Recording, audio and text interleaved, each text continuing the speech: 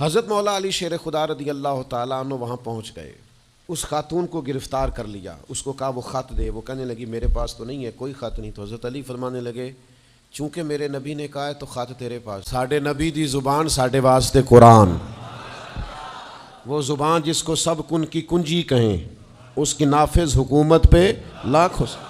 خط تیرے پاس ہے۔ آپ نے تلوار نکال لی، فرمایا نکالتی ہے کہ نہیں؟ اس نے بال کھولے، خط نکال دیا۔ وہ خط جب کھولا تو خط لکھا تھا حضرت حاتم بن ابی بلتع رضی اللہ تعالیٰ عنہ، بدری صحابی ہیں۔ وہ خط لے کے آ گئے، نبی پاک کی بارگاہ میں پیش کیا۔ حضور نے خط کھولا، حضرت عمر کہنے لگے مجھے اجازت دے میں اس کی گردن کاٹوں، اس نے ہمارا راز فاش کیا ہے۔ کتنی بڑی بات ہے۔ قرآن مجید کی سورہ ممتحنہ اس وقت نازل ہوئی تھی جب یہ واقعہ ہوا تھا۔ اللہ کے حبیب علیہ السلام نے فرمایا عمر ٹھہر جا، اتنی جلدی نہ کر، اس بندے کی وفات تو دیکھ، یہ بدر میں بھی تلوار لے کے ہمارے ساتھ گیا تھا، بدری صحابی ہے، اس کی وہ بات یاد رکھ کہ بدر کے مقام پر جب کہ بڑا مشکل تھا کافروں کے سامنے کھڑا ہونا، ان کی 1000 تعداد تھی اور مسلمان بڑی عددی طور پر اس کثرت کا شکار نہیں تھے، صرف 313 تھے۔ اس موقع پر ان کے ساتھ کھڑا ہونا کوئی آسان نہیں تھا، لیکن یہ پھر بھی ہمارے ساتھ گئے تھے۔ تو حضرت عمر رضی اللہ تعالیٰ عنہ جب چپ کر گئے تو اللہ نے قرآن نازل کیا، کہا اے ایمان والو یہودیوں اور عیسائیوں کو اپنا دوست نہ بتاؤ۔ تو حضور فرمانے لگے دیکھ لو عمر، اللہ نے اسے مومن کہہ کے پکارا ہے، اللہ نے بھی اسے۔ اب نبی کریم نے فرمایا بتاؤ یہ تم نے کیا کیا؟ تو عرض کی یا رسول اللہ صلی اللہ علیہ وسلم آپ میرا ظاہر باطن جانتے ہیں، جتنے بھی یہاں سے لوگ ہجرت کر کے مکے سے آئے ہیں نا، ان کا کوئی نہ کوئی رشتہ دار مکے میں ہے جو ان کے رشتہ داروں کا، بال بچوں کا، گھر والوں کا دھیان رکھتا، میرا وہاں کوئی بھی نہیں۔ اور مجھے پتا تھا آپ نے حملے کا ارادہ کر لیا ہے تو انشاءاللہ کامیابی اللہ نے مسلمانوں کو ہی دینی ہے، وہ کر کچھ نہیں سکتے۔ میں ان پر ایک احسان کرنا چاہتا تھا تاکہ وہ میرے بچوں کا اور میرے پیچھے گھر والوں کا تھوڑا خیال رکھیں، اتنی سی میری خواہش تھی۔ میرے نبی کریم نے ان کا عذر قبول کر لیا، فرمایا ٹھیک ہے آپ جو کہہ رہے ہیں بات ایسے ہی ہے، آپ کو اسلام کو نقصان نہیں پہنچانا چاہتے، آپ یہ چاہتے تھے کہ کوئی ایک نیکی ان پہ کر دی جائے تاکہ وہ آپ کے۔ تو اتنی بڑی بظاہر بات تھی لیکن حضور نے قبول کر لی۔ معنی کیا ہے کہ دوستوں کی پچھلی نیکیاں بھی یاد رکھنی چاہیے، ان کی پچھلی بھی خوبیوں اور پچھلے بھی معاملات کو تھوڑا یاد رکھنا چاہیے۔ ہم کیا کرتے ہیں؟ ہم کہتے ہیں جی اب وہ یہ نہیں کر رہا، بھئی تب کر رہا تھا نا، تو تب کی یاد کر لو، تب کی یاد رکھ لو، اس وقت کی آپ خیال کر لیں۔ ہم کیا کرتے ہیں؟ ہم 99 دفعہ کسی نے نیکی کی ہے تو ہم کہتے ہیں 100/100 چاہیے، آج بھی یہ کرے گا تو پھر تو قابل قبول ہے۔ تو اس سے کیا ہوتا ہے؟ اس سے تکلف پیدا ہوتا ہے، ایک آدمی روز کیسے نیکی کر سکتا ہے؟ چوتھی بات یہ ہے اگر ہم چاہتے ہیں دوستیاں نبھیں تو اسلام کا ایک حسن ہے کہ اسلام دین اعتدال ہے۔ اسلام کہتا ہے چلو ہی ذرا معتدل ہو کے، پہلے ہی ذرا تھوڑا سا احتیاط سے چلو۔ ہم جب کسی بندے کے اوپر فدا ہوتے ہیں تو پھر پورے ہی فدا ہوتے ہیں، پھر تو جناب یہ بھی تیرا ہے، یہ بھی تیرا ہے، یہ بھی تیرا ہے۔ اور پھر جب بعد میں لڑائی ہوتی ہے تو چائے کی پیالیوں کا بھی حساب کرتے ہیں کہ وہ جو وہاں جاتے ہوئے چائے پی تھی نا اس کے پیسے بھی میں نے دیے تھے، لہذا وہ بھی میرے بنتے ہیں، واپس کر۔ کورے ورک کتاب نہیں ہوندے، پتھر دل گلاب نہیں ہوندے، اور سجنا پہلوں ہی سوچ کے لائیں پھر یاراں نال حساب نہیں ہوندے۔ آپ سوچ سمجھ کے دوستی لگائیں، تعلقات کو سوچ سمجھ کے لے کے آگے چلیں۔ نبی پاک صلی اللہ علیہ وسلم نے فرمایا وقفے سے ملا کرو محبت بڑھتی ہے، تھوڑا نا وقفے سے ملا کرو، اس سے محبت بڑھے گی۔ یہ جو بہت وارفتگی ہے نا، بہت وارفتگی ہے، بہت جوش ہے، تو اس کا نتیجہ یہ نکلتا ہے کہ جتنی زور سے گیند دیوار سے لگتی ہے پھر اتنی زور سے ہی گیند واپس آتی ہے، اس کے نتائج ٹھیک نہیں نکلتے۔ عرض یہ کرنا چاہتا ہوں کہ اعتدال میں رہیں، معتدل رہیں، آپ اس حد سے تجاوز ہی نہ کریں۔ میرے پاس یہاں ایک دوست آئے تو مجھے کہنے لگے جی میرا دوست بڑا اچھا تھا، بڑا نائس تھا، بڑا بہترین تھا، بڑا پیارا تھا، میرے ایک دوسرے دوست نے اسے خراب کر دیا۔ تو میں نے کہا وہ دوسرا دوست؟ میں سمجھا نہیں۔ کہنے لگے یہ میرا پرانا دوست تھا جس نے اسے خراب کیا، اور جسے کیا وہ نیا تھا، 2-4 سال اس کی میں نے دوستی لگائی تھی، اب وہ دونوں ڈائریکٹ ہو گئے اور مجھے انہوں نے بیچ میں سے نکال دیا ہے۔ پہلی دفعہ تو نہیں ہوا، اس طرح تو ڈھیر دفعہ ہوتا ہے. کہنے لگے میں کروں کیا، میں نے بڑا شور کیا ہے، ان کو اپنے احسان بھی یاد کرائیں پر وہ مانتے نہیں. میں نے کہا اب حل ہے نا، تھوڑا چپ کر جا کچھ عرصے کے لیے، تھوڑی خاموشی اختیار کر. جو چپ کر جاتا ہے وہ بھی بچ جاتا ہے. اگر تم چاہتے ہو کہ یہ دوستی پھر سے بحال ہو جائے تو زیادہ شکوے نہ کرو، زیادہ شکایتیں. ہم بعض اوقات اعتراضات اتنے کر بیٹھتے ہیں، شکوے اتنے کر بیٹھتے ہیں، اپنی زبان سے باتیں اتنی نکال بیٹھتے ہیں کہ دوبارہ پھر دوستی کا بحال ہونا ممکن ہے. ایک حدیث یاد رکھیں گے اگر سناؤں آپ کو تو؟ نبی پاک صلی اللہ تعالیٰ علیہ وسلم نے فرمایا کسی سے دشمنی بھی کرو تو اعتدال سے کرو، ہو سکتا ہے کل کو وہ تمہارا دوست بن جائے.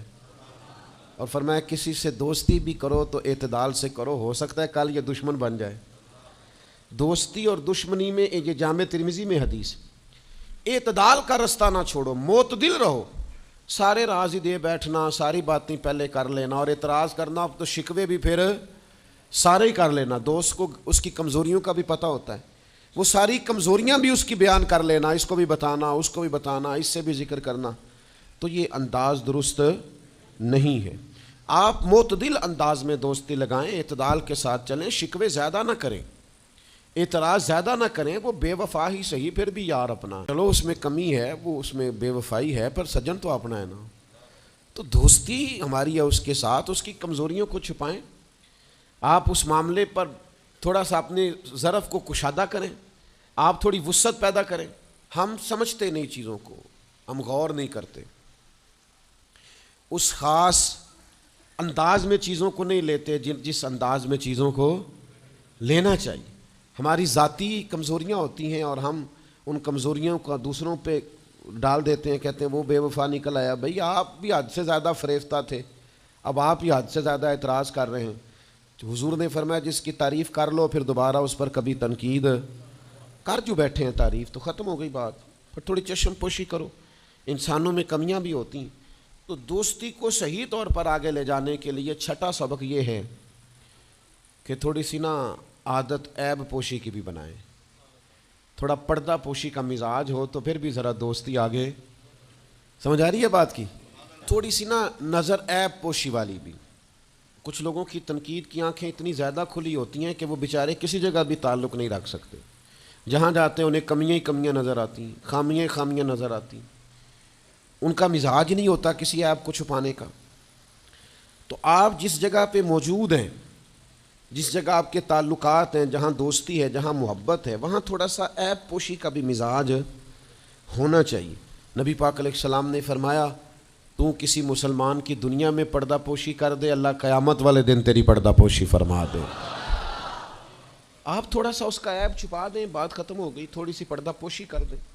دیکھیں نا، ہمیں حکم دیا گیا ہے شریعت میں، کسی شخص کا انتقال ہو گیا، اب کچھ لوگ اس کے غسل میں شریک ہیں، تو ان کو حکم یہ ہے کہ اگر تم نے کوئی اچھی بات دیکھی نا، خوبی دیکھی، چہرہ کھل گیا ہے، جسم تر و تازہ ہے، تو یہ سب کو بتاؤ. اور اگر تم کچھ ایسی چیز دیکھو کہ بیماری کی وجہ سے جسم اکڑ گیا ہے یا کسی وجہ سے چہرے پہ کوئی سیاہی آ گئی، جو کسی سے ذکر نہ کرو. جانے والے کے لیے تم اچھی چیزوں کو تو بیان کرو لیکن نقائص کو کبھی بھی بیان نہ کرو.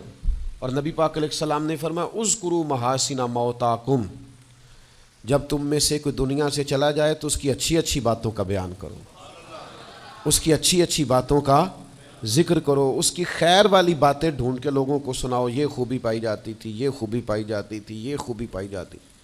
میں تھوڑے دنوں کی بات ہے، ایک جگہ پہ میں حاضر تھا، تو ایک صاحب وہاں اپنے ہی دوستوں کے کسی جھوٹ کا ذکر کر رہے تھے اور وہ کہتے ہی جا رہے تھے بڑا غلط ہے، بڑے جھوٹ بولتا ہے، بڑے جھوٹ بولتا ہے، بڑے جھوٹ بولتا ہے. تو ایک آدھ دفعہ میں نے ان سے کہا کہ چلیں چھوڑیں، کوئی اور موضوع بھی ڈسکس کریں. پھر نے کہا جی وہ بے وفا بھی بڑا ہے، مطلب پرست بھی بڑا ہے. پھر میں نے کہا چلیں کوئی اور موضوع بھی چھیڑیں. انہوں نے کہا نہیں جی وہ بندہ ہی بڑا غلط ہے. میں نے ان سے کہا ایک بات کروں؟ کہنے لگے کر لے. میں نے کہا آپ کو اس سے پیار بڑا ہے. کہنے لگے وہ کیسے؟ میں نے کہا آپ اس کا موضوع چھوڑنے کو تیار ہی نہیں. یہ جو آپ شکوہ کر رہے ہیں نا، اس کو نچوڑے نا تو اس کے اندر سے محبت چھلکتی ہے. آپ اس کا موضوع چھوڑنے کو تیار. یہ جو ہر بات پہ کبھی آپ کہتے ہیں جھوٹا بڑا ہے، کبھی کہتے ہیں بدعہد بڑا ہے، کبھی آپ کہتے ہیں وہ مطلب پرست بڑا ہے، تو 3-4 دفعہ آپ سے کہا موضوع بدل دیں تو نہیں نہ بدل رہے. اس کا مطلب یہ ہے کہ آپ کو اس شخص سے محبت، تو یہ جو آپ شکوے کر رہے ہیں نا بار بار، اسے بھی نچوڑیں تو اس کے اندر سے محبت چھلک رہی ہے۔ وہ جو باپ بار بار کہتا ہے نا فلانا منڈا میرا بڑا نافرمان ہے، تو اصل میں والد کو پیار ہوتا ہے۔ وہ بار بار جو اس کا ذکر کرتا ہے، بار بار لوگوں کے سامنے، اچھا بچہ کہہ رہا ہوتا ہے مجھے بدنام کر رہے ہیں، یہ دیکھیں جی بار بار ہر جگہ سے یہ میری شکایتیں کرتے ہیں، تو اصل بات کیا ہوتی ہے؟ اصل بات یہ ہوتی ہے کہ اس بندے کو اس سے محبت بہت زیادہ ہے، وہ چاہتا ہے اس پیار کے سبب سے، اس محبت کی وجہ سے کہ وہ بار بار اس کا ذکر کرے، بار بار اس کا تذکرہ کرے، تو تھوڑی عیب پوشی کا مزاج بنائیں، تھوڑا درگزر کی طبیعت بنائیں، تھوڑا ماحول کے اندر اس طرح کا مزاج لے کے آئے۔ ہم دوستوں سے میں اکثر ایک بات کرتا ہوں، ہم نا صرف خامیاں یاد رکھتے ہیں، خوبیوں کا ذکر نہیں کرتے۔ اس کا نتیجہ یہ نکلتا ہے کہ ہماری دوستیاں تیزی سے ختم ہوتی ہیں، تعلقات زیادہ دیر پا ہوتے نہیں، چلتے نہیں۔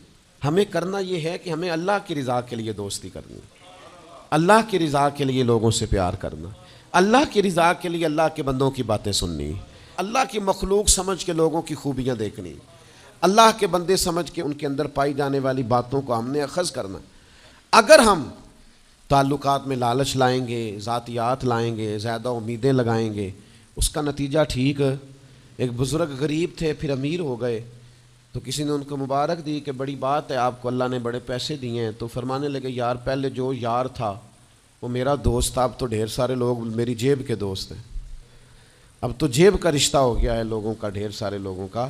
تو دوستیوں میں اخلاص لائیں، خلوص لائیں، ساری زندگی یہ طے کریں کہ میں نے دوست کے کام آنا ہے، پر میں نے دوست کو کام کہنا نہیں، میں نے اس کی خدمت کرنی ہے لیکن کبھی اسے اپنی خدمت کے لیے مجبور، جس حد تک ہو سکے اس کی مدد کرنی ہے، لیکن کبھی اسے اس تکلیف میں ڈالنا، یہ مزاج پیدا کریں۔ آپ کو اس دوستی میں روحانیت محسوس ہوگی، اس تعلق کے اندر آپ کو ٹھنڈک محسوس ہوگی۔